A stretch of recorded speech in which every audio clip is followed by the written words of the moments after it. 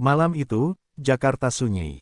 Hanya sisa rintik hujan yang menetes di halaman rumah Kertanegara, kediaman resmi Presiden Prabowo Subianto. Di tengah keheningan malam, sebuah mobil hitam meluncur pelan memasuki halaman. Dari dalamnya, keluar sosok yang tak asing lagi bagi bangsa ini, Presiden Joko Widodo. Tak ada wartawan, tak ada kamera resmi, tak ada protokol istana.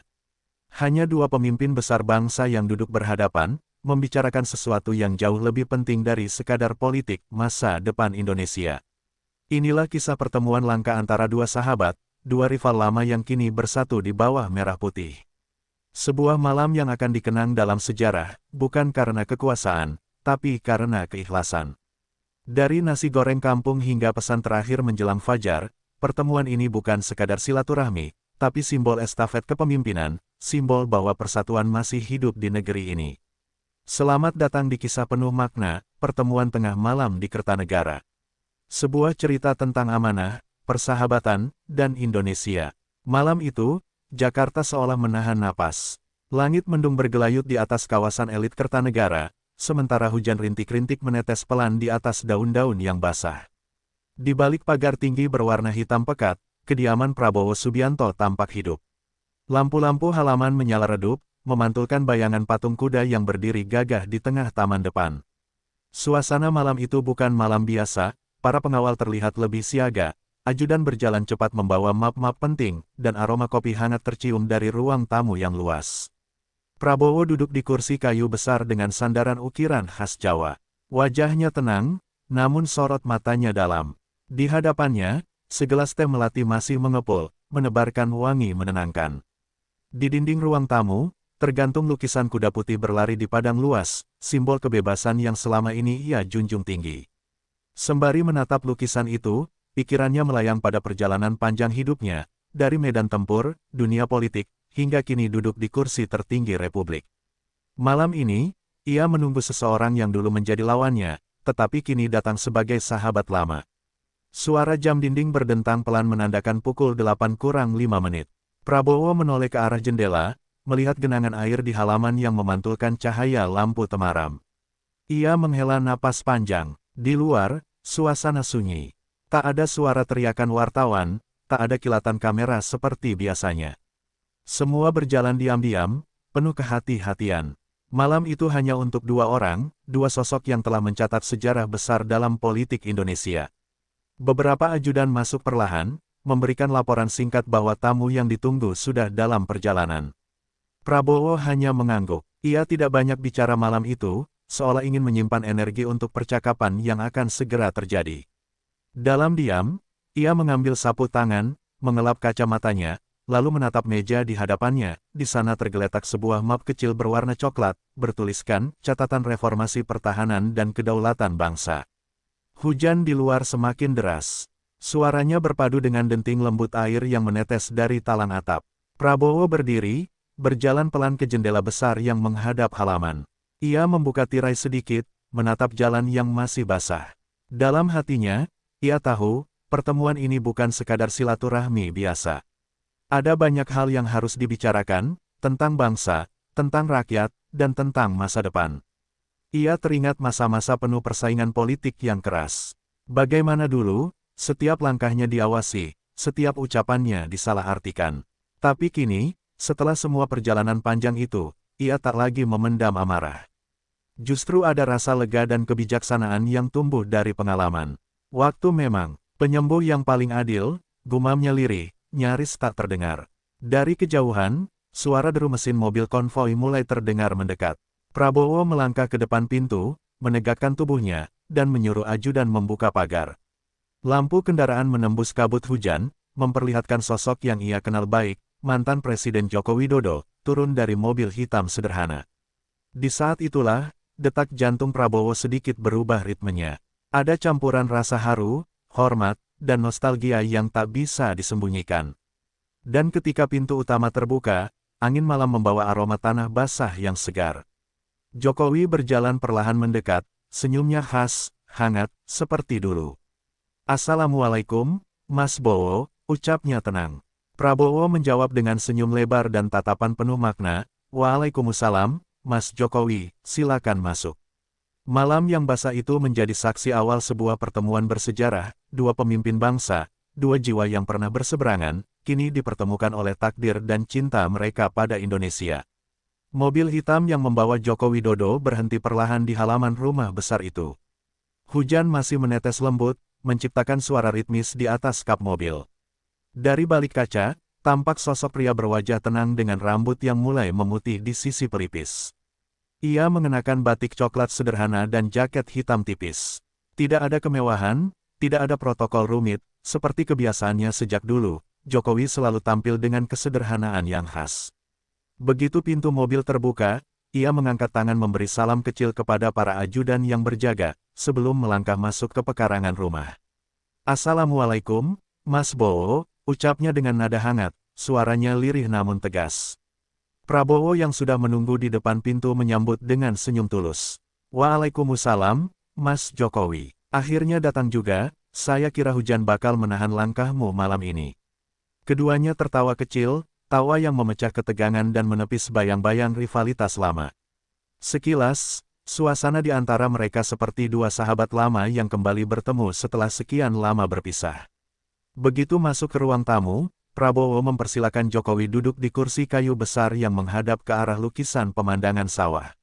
"Saya sengaja pilih tempat ini, Mas. Biar suasananya adem, nggak formal," ujar Prabowo sambil menuangkan teh ke dalam cangkir. Jokowi mengangguk. "Wah, ini rumah masih seperti dulu ya. Penuh energi sejarah," katanya sambil mengedarkan pandangannya ke seluruh ruangan. Matanya berhenti sejenak pada rak buku besar di sisi kanan ruangan, penuh dengan buku-buku strategi perang, biografi tokoh dunia, dan catatan sejarah perjuangan bangsa. Percakapan ringan pun mengalir. Mereka berbicara tentang keluarga, cucu, dan waktu yang kini berjalan begitu cepat. "Anak-anak sudah besar, cucu makin banyak." "Ya, Mas," kata Prabowo sambil tersenyum. Jokowi menjawab dengan tawa pelan, "Iya, Mas. Dulu waktu kita debat politik, cucu belum ada. Sekarang malah sudah sibuk sekolah." Kedua tokoh itu tertawa bersama, menandakan bahwa waktu telah menghapus sebagian luka masa lalu.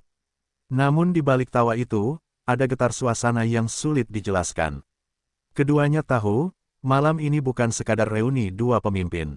Ada sesuatu yang lebih besar, sesuatu yang menyangkut arah bangsa, kesinambungan pemerintahan, dan warisan perjuangan mereka bagi generasi berikutnya.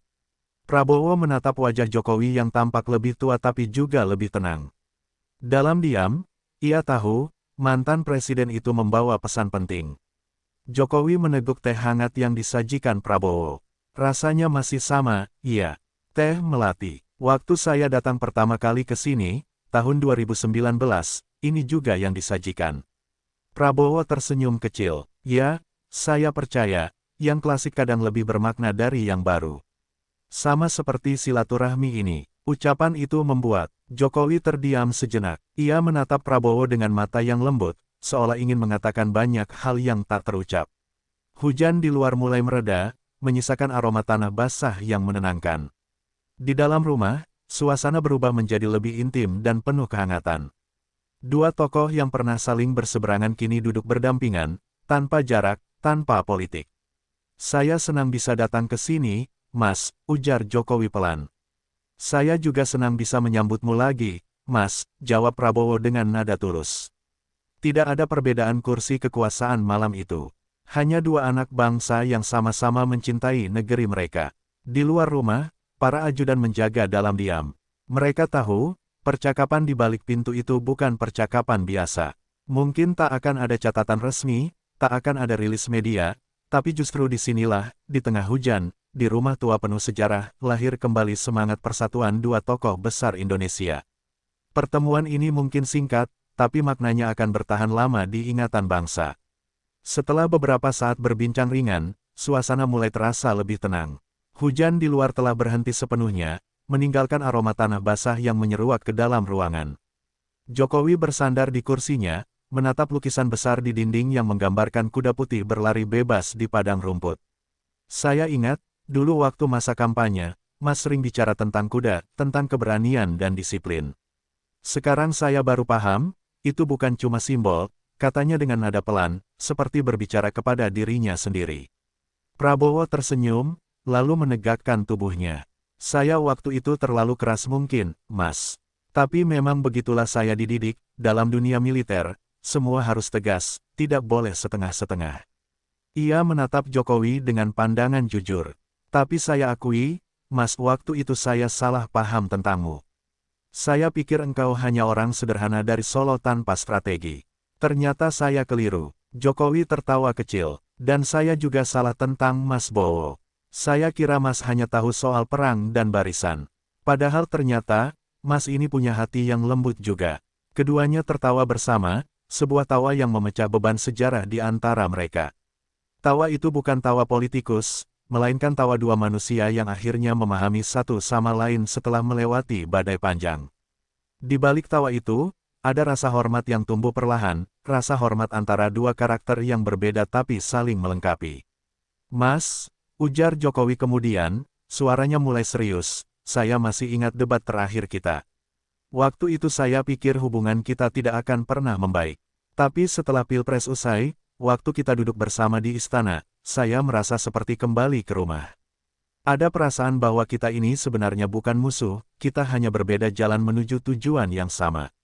Prabowo mengangguk perlahan. Benar, Mas. Kadang, rakyat tidak tahu bahwa perbedaan itu bukan kebencian. Kita bersaing, tapi bukan untuk menjatuhkan. Kita sama-sama ingin negara ini maju. Hening beberapa saat. Di luar, angin berembus pelan, menggoyangkan daun-daun di halaman. Prabowo memandang keluar jendela, lalu berkata lirih, saya banyak belajar darimu, Mas. Tentang kesederhanaan, tentang cara memimpin dengan hati. Saya dulu terlalu idealis, terlalu keras kepala. Tapi ketika melihat bagaimana engkau turun langsung ke rakyat, saya sadar, kekuatan seorang pemimpin bukan hanya pada wibawa, tapi juga empati. Jokowi tersenyum lembut, dan saya belajar dari Mas tentang ketegasan. Tentang bagaimana menjaga martabat bangsa. Kita saling melengkapi, ya. Malam itu, percakapan berubah menjadi renungan dua tokoh besar yang pernah saling berhadapan di medan politik paling panas di negeri ini. Tapi kini, keduanya duduk di meja yang sama, berbagi secangkir teh, mengenang masa lalu dengan kepala dingin dan hati lapang. Tidak ada dendam yang tersisa, hanya pelajaran berharga tentang persatuan dan kebesaran jiwa.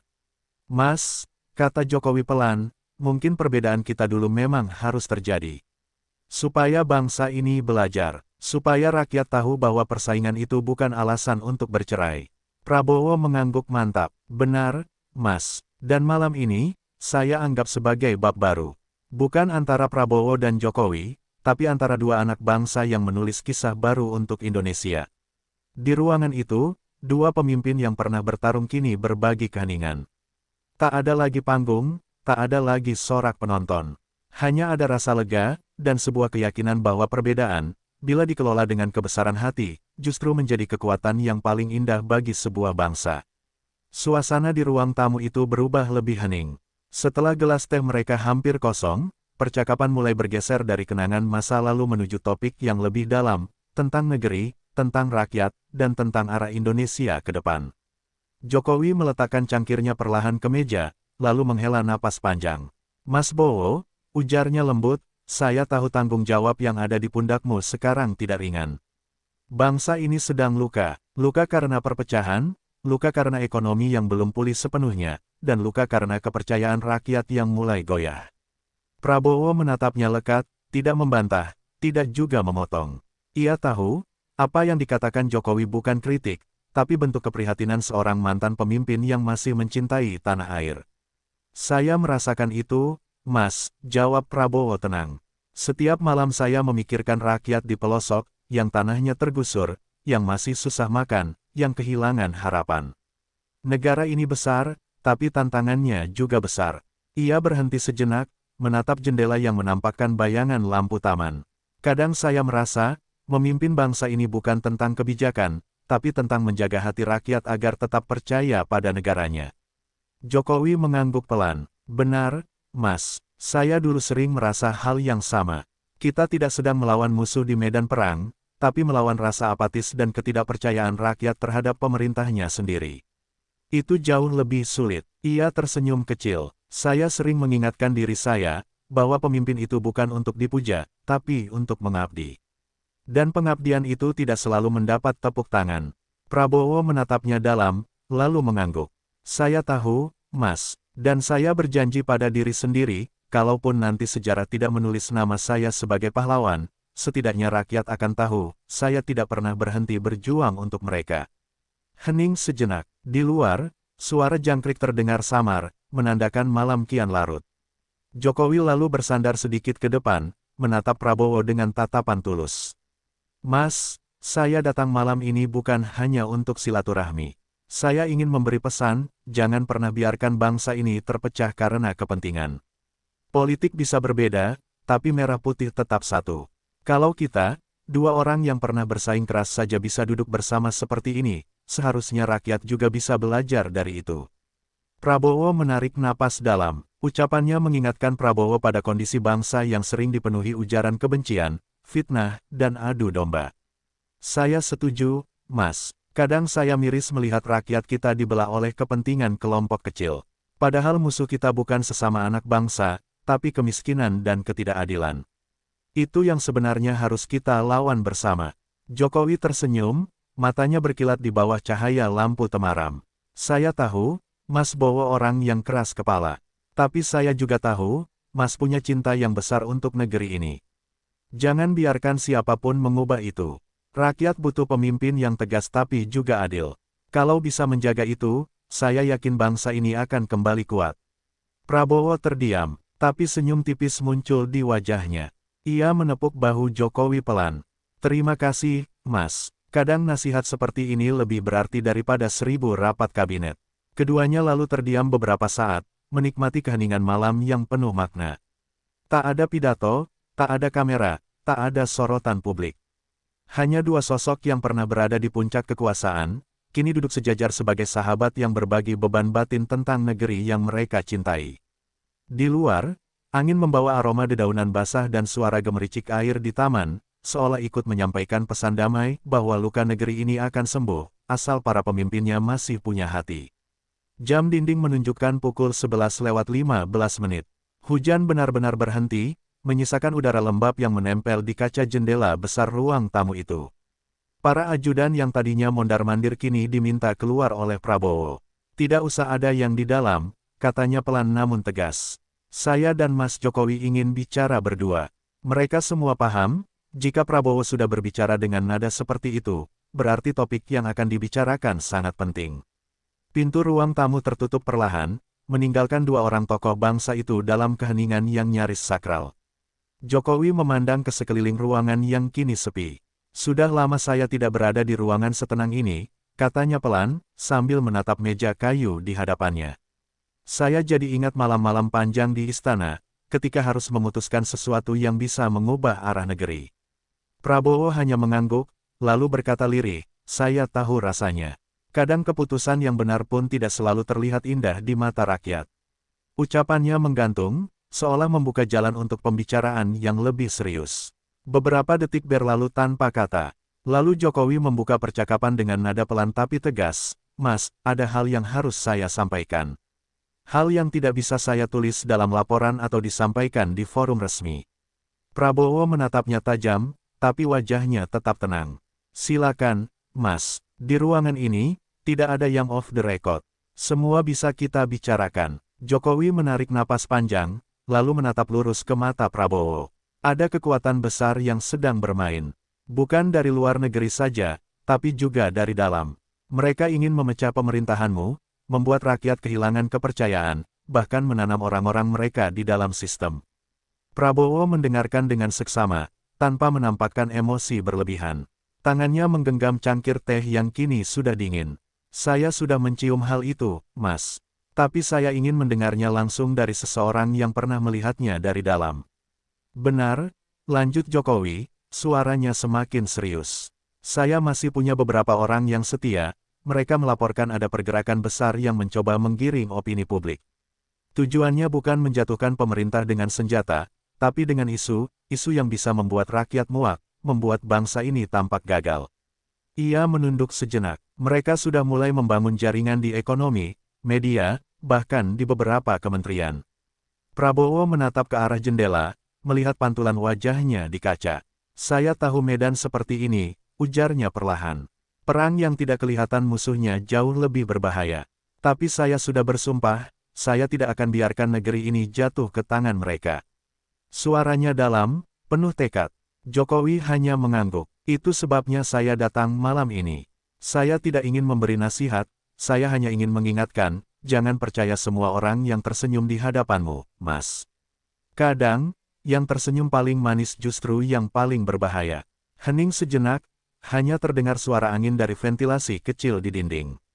Prabowo menatap Jokowi, lalu berkata dengan nada lembut namun tajam, Mas, selama saya masih berdiri, mereka tidak akan menang. Saya punya cara sendiri untuk menghadapi mereka. Tapi saya berterima kasih, karena engkau masih peduli. Jokowi tersenyum tipis. Saya tidak akan pernah berhenti peduli, Mas. Ini bukan soal jabatan. Ini tentang Indonesia. Tentang generasi setelah kita. Malam semakin larut, namun percakapan di balik pintu tertutup itu masih berlanjut panjang. Tidak ada catatan, tidak ada rekaman, dan tidak ada saksi. Hanya dua pemimpin bangsa yang saling berbagi rahasia, strategi, dan keyakinan bahwa negeri ini harus tetap berdiri. Di luar sana, rakyat mungkin tak pernah tahu apa yang dibicarakan malam itu. Tapi kelak, sejarah akan mencatat bahwa di sebuah rumah tua di Kertanegara, dua tokoh besar Indonesia pernah bersekutu diam-diam untuk menyelamatkan negeri dari ancaman yang tak terlihat. Waktu hampir menunjukkan pukul 12 malam. Suasana tegang yang sempat memenuhi ruangan perlahan mencair ketika seorang pelayan masuk membawa nampan berisi makanan.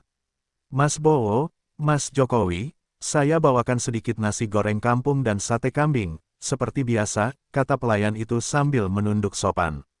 Prabowo tersenyum dan mengangguk, terima kasih, Sudir. Letakkan saja di meja. Begitu pelayan keluar, Prabowo menatap Jokowi sambil tersenyum lebar. Masih ingat nggak, dulu waktu kita rapat tengah malam di istana, makanan kita juga cuma nasi goreng sama sate. Jokowi tertawa kecil. Iya, Mas, waktu itu saya bilang ke staf, kalau kerja malam jangan lupa makan sederhana saja. Dan ternyata, yang sederhana malah paling enak. Ia mengambil piring, menaruh sedikit nasi goreng, lalu menatap aroma sate yang mengepul hangat. Wah, ini khas banget. Dagingnya empuk, bumbunya medok. Prabowo ikut mengambil sate, memotong kecil-kecil dengan sendok. Saya selalu percaya, Mas, ujarnya sambil tersenyum, nasi goreng dan sate itu makanan pemersatu bangsa. Dari pejabat sampai rakyat kecil, semua suka. Keduanya tertawa lepas. Untuk sesaat, semua beban pembicaraan politik, rahasia negara, dan intrik kekuasaan seperti menguap bersama aroma rempah yang memenuhi ruangan. Mereka kini hanya dua sahabat tua yang sedang makan malam bersama. Prabowo lalu berkata pelan, kadang saya rindu masa-masa dulu, Mas. Waktu kita sama-sama turun ke desa-desa. Makan di warung, ngobrol sama rakyat tanpa kamera, tanpa protokol. Jokowi mengangguk sambil tersenyum. Saya juga. Dulu saya paling suka mampir ke warung pinggir sawah. Nasinya keras, tapi sambalnya jujur. Nggak ada pencitraan di sana. Tiba-tiba keduanya tertawa lagi, kali ini lebih keras. Tawa dua pemimpin yang pernah berseberangan, kini bersatu dalam kehangatan sederhana. Mas, ujar Jokowi setelah menenangkan tawanya, saya sering bilang ke anak-anak muda, politik itu jangan terlalu kaku. Kadang kita perlu makan satu piring bareng lawan kita, biar tahu rasanya jadi manusia biasa. Prabowo menatapnya penuh makna. Benar, Mas, kalau semua pemimpin mau duduk semeja, mungkin banyak masalah bangsa bisa selesai tanpa harus marah-marah di depan kamera. Setelah makan, Prabowo menuangkan teh hangat lagi ke dua gelas kaca. Ini teh dari Purbalingga, hasil kebun rakyat. Rasanya agak sepet, tapi menenangkan. Jokowi menyesapnya perlahan, lalu berkata, rasanya khas. Seperti Indonesia itu sendiri, nggak selalu manis, tapi tetap bikin rindu. Keduanya kembali tertawa kecil, namun di balik tawa itu, tersimpan rasa haru yang sulit dijelaskan. Mereka berdua sama-sama tahu, pertemuan ini bukan sekadar silaturahmi, melainkan perjumpaan dua masa kepemimpinan yang disatukan oleh rasa cinta terhadap negeri. Mas, kata Jokowi pelan, saya tahu tidak mudah berada di posisi sekarang. Tapi saya percaya, selama Mas tetap jadi diri sendiri, bangsa ini akan kuat.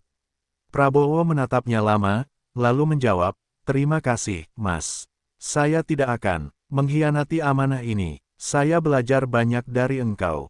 Tentang kesabaran, tentang cara mendengar, tentang bagaimana menghadapi badai tanpa kehilangan arah.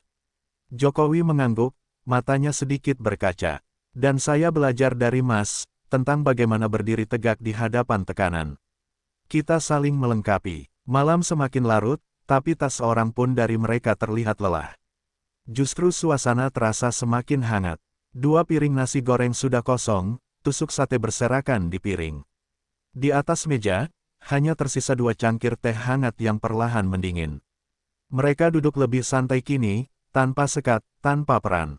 2 pemimpin yang dulu saling bertarung, kini duduk sejajar, membuktikan bahwa persatuan bukan hanya slogan, tapi sikap. Di rumah Kertanegara itu, 2 cerita yang dulu berbeda kini berpadu menjadi satu kisah tentang persahabatan, keikhlasan, dan Indonesia. Jam dinding di ruang tamu Kertanegara menunjukkan pukul 0.45. Hujan mulai turun perlahan di luar, menimbulkan suara rintik yang menenangkan.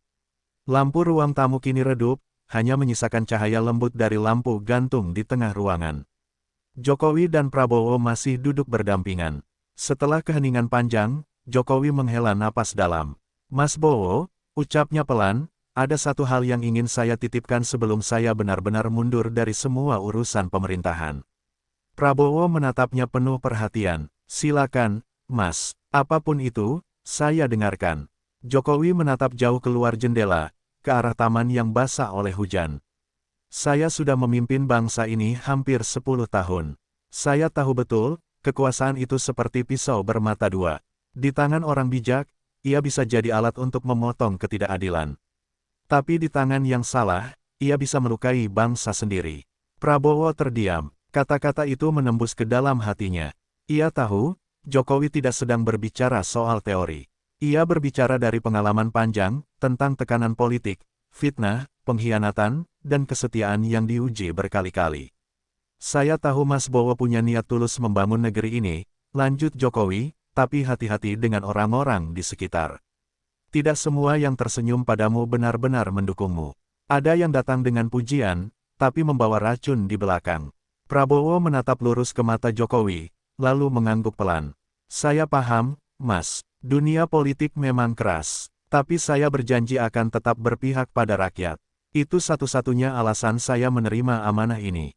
Jokowi tersenyum samar. Saya percaya itu. Tapi ingat, Mas, jangan hanya berpihak pada rakyat ketika mereka memujimu. Berpihaklah juga ketika mereka marah, ketika mereka menuntut. Karena cinta sejati pada bangsa bukan berarti selalu disukai. Prabowo mengangguk lagi, kali ini lebih dalam. Mas, katanya lirih, saya banyak belajar dari cara engkau memimpin. Tenang, sabar, tapi tegas. Kadang saya terlalu cepat marah, terlalu mudah percaya. Tapi malam ini, saya berjanji pada diri sendiri, saya akan menjaga negeri ini dengan cara yang engkau ajarkan, dengan hati. Keheningan kembali menyelimuti ruangan. Hujan di luar semakin deras, seperti ikut menegaskan momen yang penuh makna itu. Jokowi menatap jam dinding, lalu tersenyum. Sudah hampir jam 1. Ibu pasti sudah tidur. Saya harus pulang sebelum pagi. Prabowo menahan sebentar. Mas, tunggu. Sebelum pulang, izinkan saya bicara sebentar. Jokowi menatapnya dengan lembut. Silakan, Mas Bowo. Prabowo berdiri, lalu mengambil sebuah amplop dari laci meja kecil di dekat kursinya. Ia menyerahkannya kepada Jokowi. Ini bukan sesuatu yang besar. Hanya sebuah surat pribadi. Saya tulis sebelum Mas datang ke sini. Isinya janji saya, bukan kepada politik, tapi kepada bangsa ini. Jokowi menerimanya, menatap amplop itu dengan ekspresi haru. Masih seperti dulu, katanya pelan, selalu tulus dan penuh kejutan. Mereka berdiri berhadapan. 2 pemimpin bangsa, 2 sahabat lama, 2 karakter yang berbeda tapi saling menghormati. Jokowi menjabat tangan Prabowo erat, sangat erat. Mas, katanya, saya titip Indonesia. Jangan biarkan negeri ini terpecah karena ambisi segelintir orang. Prabowo menatap matanya dengan tegas. Saya janji, Mas, selama saya masih hidup, merah putih tidak akan saya biarkan robek. Hujan masih turun, tapi di dalam rumah itu terasa hangat, hangat oleh janji, oleh persahabatan, dan oleh tanggung jawab yang akan segera berpindah tangan. Subuh perlahan menyingkap langit Kertanegara. Hujan telah reda, hanya menyisakan sisa embun di dedaunan dan aroma tanah basah yang menenangkan. Di teras rumah, Prabowo berdiri mengenakan jaket tebal, menatap langit yang mulai terang di ufuk timur. Tak lama, Jokowi keluar dari ruang tamu dengan langkah tenang, membawa jas hitamnya di tangan. Ia tampak sedikit lelah, tapi senyum di wajahnya menunjukkan kedamaian. Dua pemimpin itu kembali berdiri berhadapan, kali ini di bawah cahaya fajar yang lembut. "Mas," kata Prabowo membuka percakapan, "pagi ini terasa berbeda. Entah kenapa, saya merasa seperti akan memulai bab baru dalam hidup saya." Jokowi tersenyum. "Itu wajar, Mas. Fajar selalu datang untuk mengingatkan kita bahwa setiap malam, betapapun gelapnya, pasti akan berlalu." Ia menatap ke arah taman yang masih berkabut tipis. Begitu juga dengan bangsa ini. Selalu ada harapan, selama ada orang yang mau berkorban. Prabowo mengangguk pelan. Ia menatap Jokowi dengan penuh hormat. "Mas, saya ingin berterima kasih. Tidak hanya karena dukunganmu selama ini, tapi juga karena engkau telah menjadi jembatan antara masa lalu dan masa depan. Tanpa Mas Jokowi, mungkin saya takkan sampai di titik ini." Jokowi menepuk bahu Prabowo dengan lembut. "Kita semua punya peran masing-masing, Mas. Saya hanya menjalankan bagian saya. Sekarang giliran Mas untuk melanjutkan." Ia berhenti sejenak, lalu menambahkan, "Dan ingat, jangan pernah berjalan sendirian. Dengarkan rakyat, dan jangan biarkan siapapun memisahkanmu dari mereka." Matahari mulai naik perlahan, menyinari wajah mereka berdua. Cahaya itu jatuh lembut di antara bayangan pepohonan, menciptakan siluet yang seolah menggambarkan dua generasi pemimpin bangsa yang saling berdiri berdampingan. Tak ada lagi rasa canggung, tak ada lagi perbedaan. Yang tersisa hanyalah rasa saling percaya dan tekad menjaga negeri yang sama. Jokowi menatap ke arah mobil hitam yang sudah menunggu di depan gerbang. Ia menarik napas dalam, lalu berkata, "Sudah waktunya saya pamit, Mas." Prabowo menjawab dengan suara berat namun tenang, "Selamat jalan, Mas. Hati-hati di jalan, dan terima kasih untuk segalanya." Jokowi tersenyum, lalu menjabat tangan Prabowo sekali lagi. "Ingat pesan saya tadi malam," katanya lirih. "Jaga negeri ini dengan cinta, bukan dengan amarah." Ketika mobil Jokowi perlahan keluar dari halaman, Prabowo tetap berdiri di tempatnya. Ia memperhatikan lampu belakang mobil yang semakin menjauh, hingga akhirnya hilang di tikungan jalan yang basah oleh embun. Angin pagi berhembus pelan, membawa aroma daun dan sisa hujan, seolah ikut menyampaikan pesan perpisahan yang penuh makna. Beberapa menit kemudian, Prabowo melangkah masuk kembali ke rumah. Di ruang tamu, di atas meja kayu, masih tergeletak dua cangkir teh yang sudah dingin. Prabowo menatapnya lama, lalu tersenyum kecil. "Begitulah hidup," gumamnya pelan. "Kadang panas, kadang dingin, tapi selalu menyisakan rasa." Ia menatap keluar jendela lagi, ke arah langit yang kini benar-benar terang, dan berbisik lirih, "Waktunya bekerja untuk bangsa ini." Pagi itu, di rumah Kertanegara, sejarah seolah menuliskan satu kalimat baru di lembarannya, dua pemimpin besar telah bertemu, bukan untuk bersaing, tetapi untuk saling memahami. Dan dari pertemuan itu, lahirlah satu janji yang akan diingat oleh negeri ini, bahwa Indonesia selalu lebih besar dari siapapun yang memimpinnya. Fajar akhirnya datang, menyinari halaman rumah Kertanegara yang malam itu menjadi saksi pertemuan dua tokoh besar bangsa. Tak ada tepuk tangan, tak ada sorotan kamera. Hanya dua sosok yang saling menghormati, saling memahami, dan saling menitipkan negeri yang mereka cintai. Dua cangkir teh yang tersisa, menjadi saksi bisu, bahwa di balik kekuasaan, masih ada persahabatan. Bahwa di balik politik, masih ada hati. Jokowi berangkat meninggalkan rumah Prabowo menjelang pagi. Tapi pesan yang ia titipkan malam itu, akan terus hidup di benak sang presiden baru, jaga negeri ini dengan cinta, bukan dengan amarah. Dan pagi itu, di bawah langit Jakarta yang basah oleh embun, lahirlah babak baru perjalanan Indonesia, dengan harapan, bahwa persatuan bukan sekadar kata, tapi tindakan nyata. Terima kasih telah menonton. Jika kisah ini membuat Anda bangga menjadi bagian dari negeri ini, jangan lupa like, share, dan subscribe agar semangat persatuan terus kita jaga bersama.